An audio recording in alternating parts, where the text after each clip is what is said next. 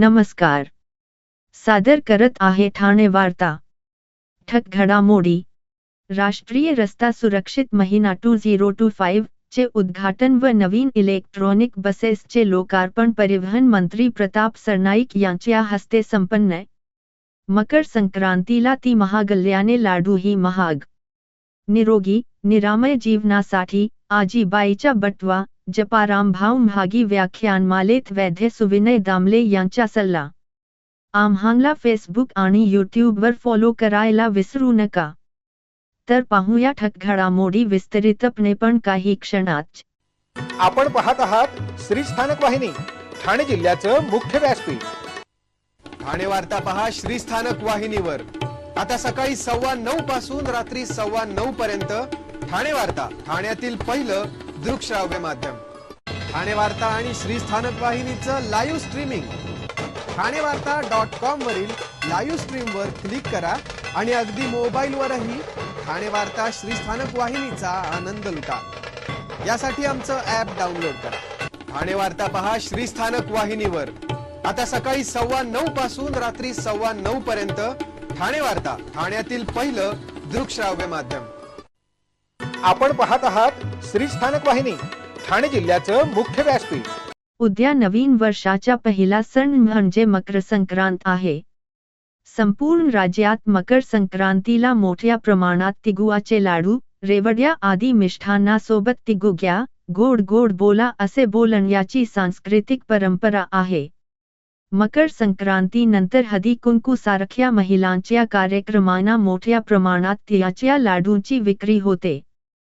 तर यंदाही बाजारात तिळाच्या लाडूंना काही दिवसांपूर्वी मोठी मागणी होती. मात्र ती महागल्याने लाडूही महाग झाले आहेत. त्यामुळे पहिल्यापेक्षा लाडूंच्या मागणीत घट झाल्याचे व्यापाऱ्यांनी सांगितले आहे. ठाण्यात काल रात्री 15 वर्षाच्या मुलाने 2 रिक्षांना उडवले. एकाच्या जागीच मृत्यू तर एक जण गंभीर जखमी. जखमीवर ठाणे जिल्हा रुग्णालयात उपचार सुरू आहे. ठाण्यातील घोडबंदर आनंदनगर येथील मध्यरात्रीची घटना. अल्पवयीन मुलाच्या वडिलांवर गुन्हा दाखल करण्यात आला. पाल्य आणि पालक पोलिसांच्या ताब्यात आहेत. रिक्षांना धडक देऊन 15 वर्षीय मुलगा चालवत असलेले पिकअप खड्ड्यात पडले. मेट्रोच्या कामानिमित्त रस्त्याच्या बाजूला खोदलेल्या खड्ड्यामध्ये पडून अपघात झाला. कासारवडवली पोलीस ठाण्यात गुन्हा दाखल करण्यात आली आहे. अल्पवयीन मुलांना गाडी चालवायला देऊ नका, पोलिसांचे पालकांना आवाहन. कल्याणमध्ये डिलिव्हरी बॉयकडून दुचाकीचा नंबर लपवून प्रवास सुरू आहे. चलन वाचवण्यासाठी नंबर प्लेटवर स्टिकर लावले जात आहेत. निलेश जगदाळे या तरुणाने व्हिडिओच्या माध्यमातून प्रकार समोर आणला आहे. कोणत्याच प्रकारची कारवाई का होत नाही? पत्राच्या माध्यमातून कारवाईची मागणी करणार. निलेश जगदाळेंची प्रतिक्रिया. ही घटना समोर येताच डिलिव्हरी बॉयच्या गाड्या तपासण्याच्या वाहतूक विभागाने सूचना दिल्या आहेत. पतंग उडवण्यासाठी वापरला जाणारा प्लास्टिक किंवा सिंथेटिक पदार्थापासून तयार केलेला चिनी मांजा किंवा चिनी दोरा किंवा नायलॉन किंवा प्लास्टिक कृत्रिम मांजा हा माणसांसाठी तसेच पक्ष्यांना घातक ठरतो. त्यामुळे या मांजाच्या वापरावर ठाणे महापालिका क्षेत्रात प्रतिबंध करण्यात आला आहे. महापालिका क्षेत्रात त्या अनुषंगाने सर्व प्रभाग समिती क्षेत्रात एकूण 450 आस्थापनांची तपासणी करण्यात आली. त्यांच्याकडे चिनी मांजा आढळला नाही. मात्र या तपासणीत एकल वापराचे सुमारे 290 किलो प्लास्टिक जप्त करण्यात आले. तसेच 13 लाख रुपयांचा दंड करण्यात आला. पतंग उडवण्यासाठी तीक्ष्ण धातू किंवा काच घटक किंवा चिकट पदार्थ तसेच धागा मजबूत करणारा पदार्थ नसलेला किंवा सुती धागा वापरण्यास परवानगी आहे. चिनी मांजा म्हणून ओळखला जाणारा हा धागा तयार करण्यासाठी बारीक चुरा केलेली काच, धातू किंवा अन्य तीक्ष्ण पदार्थांचा वापर करण्यात येतो. अशा धाग्याचे उत्पादन, विक्री, साठवण आणि वापर यावर राष्ट्रीय हरित न्यायाधिकरणाने निर्बंध घातलेले आहेत. या धाग्याचे जैविकरित्या विघटन होत नसल्याने मलप्रणाली, जलनी, सारण बाधित होते. तसेच असे पदार्थ खाल्ल्याने जनावरांनाही इजा होते. तसेच हा धागा विद्युत वाहक असल्याने वीज साहित्य आणि वीज उपकेंद्र यांच्यावरही भार येऊन वीज पुरवठा खंडित होण्याची शक्यता असते. महापालिका आयुक्त सौरभ राव यांच्या निर्देशानुसार चिनी मांजा तथा सिंथेटिक नायलॉन मांजाची विक्री, उत्पादन, साठवण आणि वापर टाळण्यासाठी प्रभाग समिती स्तरावर तपासणी आणि जप्ती मोहीम नियमितपणे राबविण्यात येत आहे. त्यासाठी प्रत्येक प्रभाग समितीत सहाय्यक आयुक्त स्तरावर कर निरीक्षक, स्वच्छता निरीक्षक, आरोग्य निरीक्षक, प्रदूषण नियंत्रण कर्मचारी यांचे दक्षता पथक तयार करण्यात आले आहे. तसेच स्थानिक पोलिसांनाही याविषयी माहिती देण्यात आली आहे. आतापर्यंत या तपासणी मोहिमेत सर्व प्रभाग समिती क्षेत्रात एकूण 450 आस्थापनांची तपासणी करण्यात आली. त्यांच्याकडे चिनी मांजा आढळला नाही. या तपासणी दरम्यान एकल वापराचे सुमारे 290 किलो प्लास्टिक जप्त करण्यात आले. तसेच 13 लाख रुपयांचा दंड करण्यात आला. मराठीत उत्तमोत्तम पुस्तके प्रकाशित व्हावीत यासाठी प्रकाशकांना राजाश्रय मिळायला हवा. तसेच पुस्तकांच्या प्रसारासाठी ग्रंथालयांना सक्षम करण्याची गरज आहे. खासगी उद्योग व्यवसायांकडून देण्यात येणारा CSR निधी ग्रंथालयांच्या संवर्धनासाठी वापरला जायला हवा. त्यादृष्टीने आम्ही प्रयत्नशील आहोत, असे प्रतिपादन राज्याचे उद्योग व मराठी भाषा मंत्री उदय सामंत यांनी केले. ज्येष्ठ लेखक व राज्य साहित्य संस्कृती मंडळाचे उपाध्यक्ष डॉ. प्रदीप ढव लिखित सैन्यस्थ ज्वालामुखी या चरित्र कादंबरीचे प्रकाशन रविवारी मंत्री उदय सामंत यांच्या प्रमुख उपस्थितीत संपन्न झाले. त्यावेळी ते बोलत होते. कोकण मराठी साहित्य परिषद, शारदा एज्युकेशन सोसायटी आणि शारदा प्रकाशन यांच्या संयुक्त विद्यमाने रविवारी ठाण्यातील डॉ. काशीनाथ घाणेकर नाट्यगृह येथे डॉ. प्रदीप ढव लिखित सैन्यस्थ ज्वालामुखी या स्वामी विवेकानंद यांच्यावरील चरित्र कादंबरीचा प्रकाशन सोहळा आयोजित करण्यात आला होता. यावेळी मंत्री उदय सामंत, मंत्री प्रताप सरनाईक, राज्य साहित्य संस्कृती मंडळाचे अध्यक्ष डॉ. सदानंद मोरे, विश्वकोश निर्मिती मंडळाचे अध्यक्ष डॉ. रवींद्र शोभणे यांच्यासह विविध क्षेत्रांतील मान्यवरांच्या उपस्थितीत सैन्यस्थ ज्वालामुखीचे प्रकाशन करण्यात आले. यावेळी मनोगत व्यक्त करताना मंत्री उदय सामंत म्हणाले की वाचाल तर वाचाल असे ट्रकच्या मागे लिहून बिंबवण्याची वेळ आपल्यावर आली आहे. ही परिस्थिती सुधारायची असेल तर प्रत्येक जिल्ह्यात चांगले लेखक आणि वक्ते तयार व्हायला हवेत. हिंदुत्व काय आहे जगाला ठासून सांगणारे स्वामी विवेकानंद यांचे विचार आजच्या पिढीला सांगायला हवेत. सैन्यस्थ ज्वालामुखी ही कादंबरी त्यादृष्टीने राज्यातील सर्व ग्रंथालयांमध्ये पोहोचायला हवी, अशी भावना मंत्री उदय सामंत यांनी या प्रसंगी व्यक्त केली. यावेळी राज्य साहित्य संस्कृती मंडळाचे अध्यक्ष डॉ. सदानंद मोरे म्हणाले की महाराष्ट्राने स्वामी विवेकानंदांवर नेहमीच प्रेम केले आहे. लोकमान्य टिळकांपासून वि. रा. करंदीकरांपर्यंत अनेकांनी स्वामी विवेकानंदांच्या विचारांची ओळख मराठी समाजाला करून दिली आहे. त्या परंपरेतील स्वामी विवेकानंदांच्या विचारांचे महाराष्ट्रातील आजचे पाईक डॉ. प्रदीप ढव हे आहेत, अशा शब्दांत डॉ. सदानंद मोरे यांनी चरित्रलेखक डॉ. ढव यांचा गौरव केला. तर विश्वकोश निर्मिती मंडळाचे अध्यक्ष डॉ. रवींद्र शोभणे मनोगत व्यक्त करताना म्हणाले की धर्म आणि राजसत्ता यांचे द्वंद्व भारतीय समाजात पूर्वापार आहे. हिंदू धर्म नेमका काय आहे हे सांगणे अतिशय गुंतागुंतीचे आहे. मात्र हिंदू धर्माच्या शोधात स्वामी विवेकानंद यांनी सांगितलेले तत्वज्ञान भारतातील डाव्या उजव्या अशा सर्वच विचारसरणींना स्वीकारार्ह वाटते. याच त्यांचे मोठेपण आहे. त्यामुळे आजच्या पिढीला विवेकानंदांचे विचारच तारू शकतात, अशी भावना डॉ. शोभणे यांनी यावेळी व्यक्त केली. दादोजी कोंडदेव क्रीडा प्रेक्षागृह येथे प्रादेशिक परिवहन कार्यालय, ठाणे मोटार वाहन विभाग आयोजित रस्ता सुरक्षित अभियान अंतर्गत क्रिकेट स्पर्धेचे उद्घाटन परिवहन मंत्री प्रताप सरनाईक यांच्या हस्ते दीप प्रज्वलन करून संपन्न झाले. या निमित्ताने वाहतुकीच्या नियमांचे पालन करणे ही सर्वांची सामूहिक जबाबदारी असल्याचे त्यांनी आवाहन केले. यावेळी परिवहन मंत्री प्रताप सरनाईक म्हणाले की प्रत्येक वर्षी जानेवारी महिन्यात हा कार्यक्रम होत असतो। आज राज्यस्तरीय क्रीडा स्पर्धेचे उद्घाटन ठाणे जिल्ह्यात होत आहे। यानिमित्त उपस्थित सर्वांचे स्वागत आणि अभिनंदनही। वाहनचालकांनी नियमांचे पालन केले पाहिजे।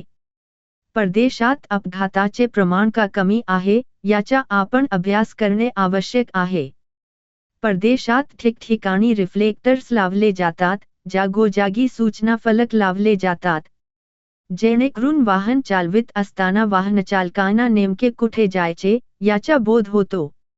या विभागाकडून वाहतुकीच्या निकषात अधिक सुधारणा केल्यास अपघातांचे प्रमाण कमी होण्यास निश्चित मदत होईल। वाहतुकीची शिस्त पाळणे ही सर्वांची सामूहिक जबाबदारी आहे। अपघात आणि मृत्यू प्रमाण कमी किंवा शून्य करण्यासाठी सर्वतोपरी प्रयत्न केले जातील। यापुढे पार्किंग व्यवस्था नसेल तर नवीन वाहन नोंदणी केली जाणार नाही। यासाठी महापालिकेकडून भाडेतत्त्वावर नवीन वाहन पार्किंगसाठी मंजुरी मिळाली तर वाहन नोंदणी करणे शक्य होईल। यासाठी निकष व नियमांचे पालन करणे आवश्यकच आहे। तसेच प्रादेशिक परिवहन विभागानेही वाहनचालकांकडून नियमांचे उल्लंघन होणार नाही याचीही काळजी घेतली पाहिजे। या कार्यक्रमाच्या निमित्ताने परिवहन मंत्री प्रताप सरनाईक यांच्या शुभहस्ते 2 माहिती पुस्तिकांचेही प्रकाशन यावेळी करण्यात आले।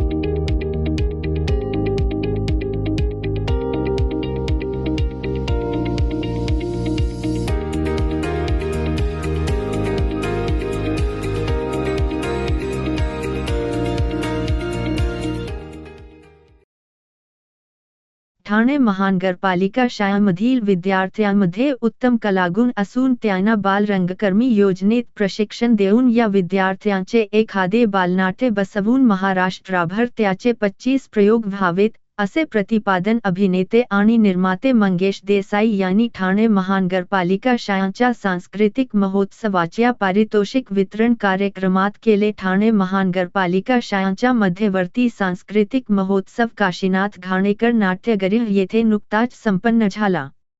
सांस्कृतिक महोत्सव 2024 से 25 मध्ये नृत्य आणि नाट्य विभाग अशा 2 प्रकारांमध्ये स्पर्धा घेण्यात आल्या होत्या। नृत्य विभागात इयत्ता 1 लीटर ते 5वीच्या एकूण 24, इयत्ता 6वी ते 8वीच्या 61 शाळांनी, तर नाट्य विभागामध्ये 19 अशा एकूण 104 शाळांनी भाग घेतला होता। त्यामधून बक्षीसपात्र विद्यार्थी व शाळांना मंगेश देसाई, बालकलाकार मायरा वायकू, उपायुक्त शिक्षण सचिन सांगे यांच्या हस्ते पारितोषिके प्रदान करण्यात आली। कार्यक्रमाच्या उत्तरार्धात बक्षीसपात्र 13 नृत्य आणि 2 नाटके असे 15 कार्यक्रम विद्यार्थ्यांनी सादर केले।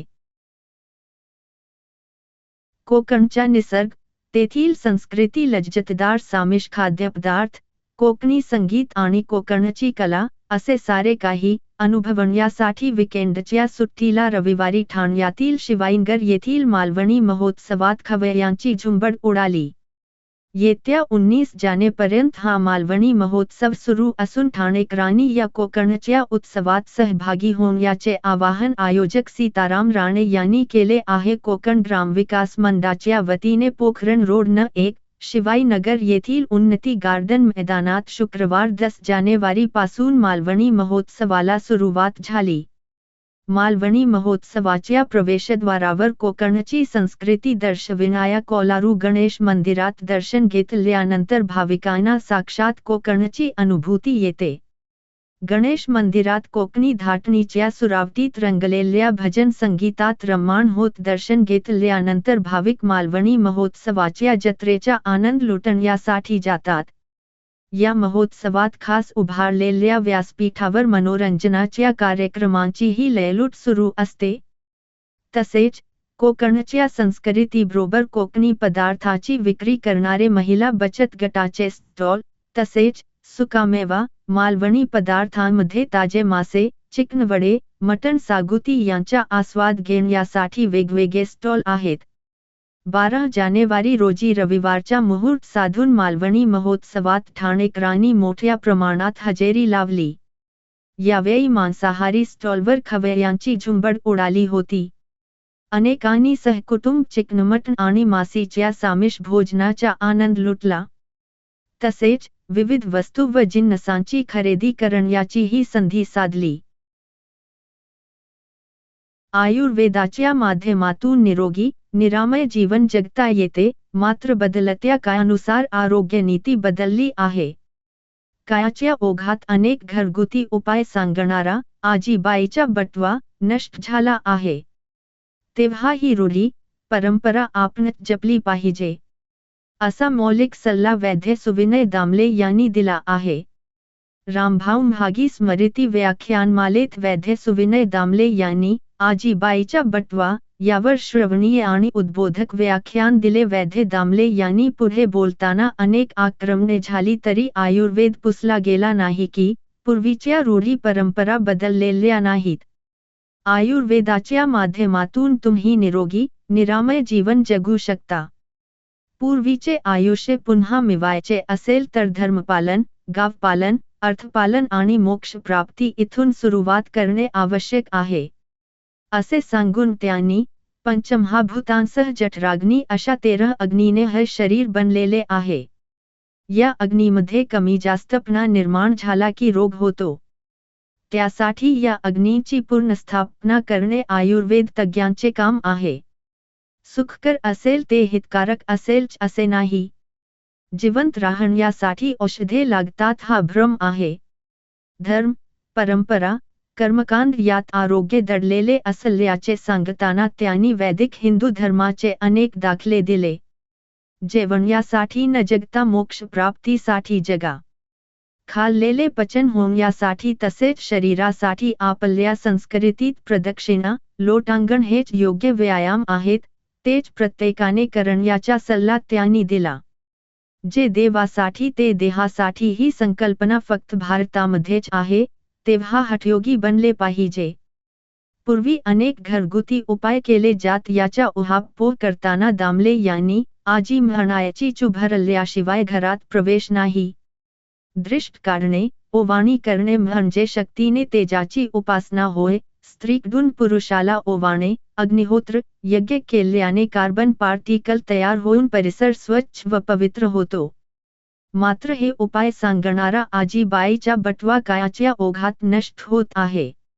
आता तर आजीच वृद्धाश्रमात पोहचलीये, अशी खंत व्यक्त करून त्यांनी ही रूढी परंपरा जपण्याचे आवाहन श्रोत्यांना केले। पाप-पुण्य, पवित्र, अपवित्र हे फक्त भारतातच सांगितले जाते, अन्यत्र जगात कुठेही नाही असे स्पष्ट करीत दामले यांनी सुवेर, सुतक पाणी तसेच 4 दिवस मासिक पाळीत विलग बसणे हे क्वारंटाईन नव्हे काय, असा सवाल करून वैद्य सुविनय दामले यांनी आरोग्याच्या दृष्टीने ह्या चांगल्या प्रथा आहेत, हे अस्पृश्य नाही तर अस्पर्श असल्याचे सांगितले। वानप्रस्थाविषयी भाष्य करताना वैद्य सुविनय दामले यांनी आताच्या विवाह संस्कृतीचे वाभाडे काढत वृद्धाश्रमाचे कटू वास्तव मांडले। जेवढे भारतात वृद्धाश्रम जास्त तेवढी भारताची संस्कृती कोलमडली आहे। जेव्हा भारतातील वृद्धाश्रम बंद होतील तो सुदिन असेल आणि त्याची सुरुवात आपल्या घरापासून करायची आहे, तरच पुन्हा भारतीय संस्कृतीने जन्म घेतला असे दिसेल। तेव्हा आपणाला वृद्धाश्रमात टाकले जाऊ नये याची काळजी आपणच घ्यावी, अशी कोपरखीही त्यांनी श्रोत्यांना मारली। प्राच्यविद्या अभ्यास संस्था, ठाणे आणि के.जी. जोशी कला आणि एन.जी. बेडेकर वाणिज्य महाविद्यालय, स्वायत्त यांच्या संयुक्त विद्यमाने हडप्पा संस्कृतीच्या शोधाच्या शताब्दी वर्षाच्या निमित्ताने सिंधू सरस्वती संस्कृतीवरील प्रदर्शनाचे आयोजन 13 ते 19 जानेवारी 2025 या कालावधीत कॉलेज कॅम्पसमध्ये करण्यात आले आहे। हे प्रदर्शन दररोज सकाळी 11 ते सायंकाळी 7 या वेळेत खुले राहणार आहे। डॉक्टर बेडेकर हॉस्पिटलने हा उपक्रम प्रायोजित केला आहे। जगातील सर्वात प्राचीन संस्कृतींपैकी असलेल्या सिंधू संस्कृतीची भव्यता प्रमुख स्थानच्या तपशीलवार प्रतिकृतींद्वारे प्रदर्शित करणे हा या उपक्रमाचा उद्देश आहे. सिंधू सरस्वती संस्कृतीच्या शहरी नियोजन, संस्कृती, कला आणि वास्तुकला याविषयी अंतर्दृष्टी देणारा समृद्ध शैक्षणिक अनुभव म्हणून या उपक्रमाची आखणी करण्यात आली आहे. प्रदर्शनाच्या ठळक वैशिष्ट्यांमध्ये ज्येष्ठ कलाकार सदाशिव कुलकर्णी यांच्या मार्गदर्शनाखाली तयार करण्यात आलेल्या मोहेंजोदारो, हडप्पा, धोलावीरा आणि लोथल यांसारख्या प्रतिष्ठित स्थानच्या प्रतिकृतींचा समावेश आहे. ठाण्यातील खोपट बसस्थानकात महाराष्ट्र राज्य परिवहन महामंडळ आयोजित राष्ट्रीय रस्ता सुरक्षित महिना 2025 चे व नवीन इलेक्ट्रॉनिक बसेसचे लोकार्पण परिवहन राज्यमंत्री प्रताप सरनाईक यांच्या हस्ते संपन्न झाले. यावेळी परिवहन मंत्री सरनाईक म्हणाले की लवकरच एसटीच्या ताफ्यामध्ये 2640 लालपरी नव्याने दाखल होत आहेत. या नव्या वर्षामध्ये राज्याच्या प्रत्येक कानाकोपऱ्यात नव्या लालपरी दिमाखात धावताना दिसतील. याबरोबरच भाडेतत्वावरील 5000 इलेक्ट्रिक बसेस आपण घेत आहोत. एवढेच नव्हे तर 2500 नव्या बसेस खरेदी करण्याचा प्रस्ताव एसटी ने शासनाकडे पाठविला असून त्याचा देखील पाठपुरावा करून पुढील वर्षाच्या अखेरपर्यंत या बसेस एसटीच्या ताफ्यात दाखल होतील असे प्रयत्न केले जातील. ते म्हणाले, आज 17 बसेसच्या सेवेचे उद्घाटन झाले आहेत. परंतु ज्या 150 बसेस येणार त्यातील मी सांगितले की ठाणे शहरामध्ये 40 आणि मीरा भाईंदरमध्ये 10 अशा एकूण 50 बसेस सुरुवातीच्या काळात मंजूर करून घेतल्या आहेत.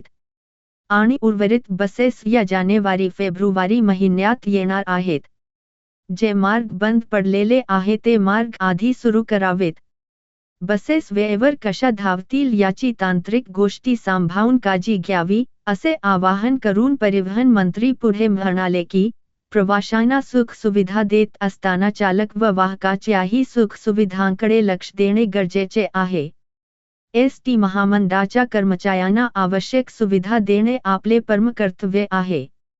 रस्ते वाहतुकीची समस्या आपल्या पुढे एक आव्हान आहे. त्यातून काही प्रमाणात रस्ते अपघात होतात. ते होऊ नयेत यासाठी मात्र रस्ता सुरक्षाविषयक निकष व नियम तंतोतंत पालन करणे आवश्यक आहे. सरनाईक म्हणाले की वेगमर्यादा केवळ सीसीटीव्हीत न पाहता किमान 2 किलोमीटर अंतर पाहून हा मर्यादित वेग प्रति तास 80 किमी-पेक्षा जास्त असू नये, याची काळजी सर्वांनी घेणे गरजेचे आहे. रस्त्यावरील वळणे व तत्सम बाबींविषयी ठिकठिकाणी सूचना फलक लावावेत. वाहतुकीचे नियम लोकांकडून योग्य प्रकारे पाळले गेले तर अपघातांची संख्या फार कमी होईल, असा विश्वास मला वाटतो.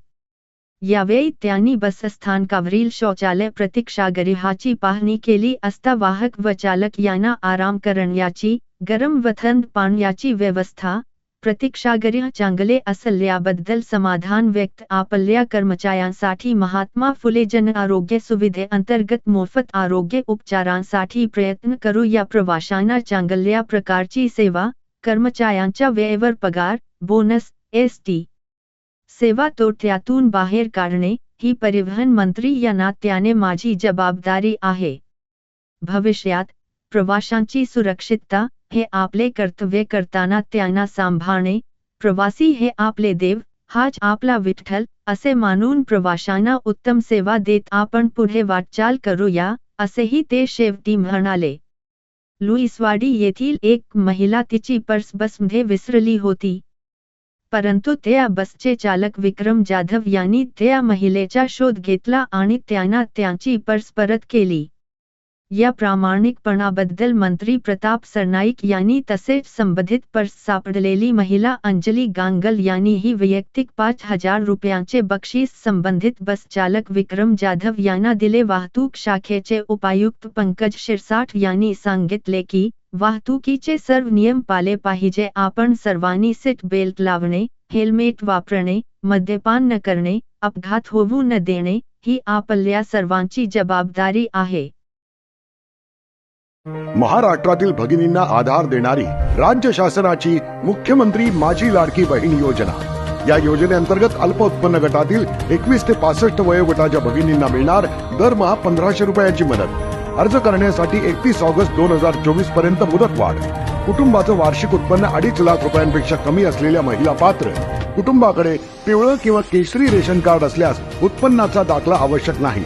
पांढरं रेशन कार्ड असेल किंवा रेशन कार्ड नसेल तर कुटुंबाचं वार्षिक उत्पन्न 2.5 लाखांपेक्षा कमी असल्याचा दाखला आवश्यक।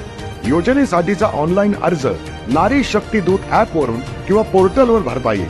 ज्या भगिनींना ऑनलाईन अर्ज भरता येत नसेल त्यांच्यासाठी अंगणवाडी, ग्रामपंचायत, वॉर्ड ऑफिस, सेतू सुविधा केंद्रामध्ये किंवा आशाताई बचत गटाच्या CRP यांची मदत उपलब्ध। आता आपल्याला अभिमानानं म्हणता येईल, सुखी आणि सुरक्षित आहे माझी लाडकी बहीण। आपण आपले कार्यक्रम किंवा बातम्या आम्हाला ठाणेवार्ता@gmail.com या ईमेलवर कळवू शकता। ठक घडामोडी शेवटी पुन्हा एकदा, राष्ट्रीय रस्ता सुरक्षित महिना 2025 चे उद्घाटन व नवीन इलेक्ट्रॉनिक बसेसचे लोकार्पण परिवहन मंत्री प्रताप सरनाईक यांच्या हस्ते संपन्न।